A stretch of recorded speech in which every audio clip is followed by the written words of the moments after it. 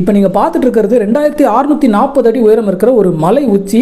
அந்த இடத்துல இருக்கிற ஒரு பெரிய பாறை, அந்த பாறையிலே செதுக்கப்பட்டிருக்கிற ஒரு நந்தி. அந்த நந்தியை பார்க்கறதுக்காக தான் இவ்வளோ ரிஸ்க் எடுத்து மேலே ஏறி போகிறாங்க.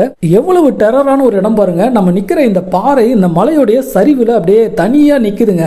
அந்த பாறையில் ஒரு நந்தி சிலையை செதுக்கியிருக்காங்க. இது வந்து 15-16ஆம் நூற்றாண்டை சேர்ந்த ஹொய்சால மன்னர்கள் அவங்க காலத்தில் செதுக்கப்பட்டது அப்படின்றாங்க. இந்த தாய்ப்பாறையிலேயே இந்த நந்தியை வந்து செதுக்கியிருக்காங்க. இந்த நந்திக்கு எதிர அந்த மலை உச்சியில் சிவபெருமானுடைய கோவில் இருக்கு. இந்த நந்தியை வணங்குறதுக்காக இந்த பாறைக்கு மேலே ஏறி வரவங்க இந்த நந்தியை ஒரு சுத்தி வராங்க. அது சாதாரண விஷயமே இல்லை.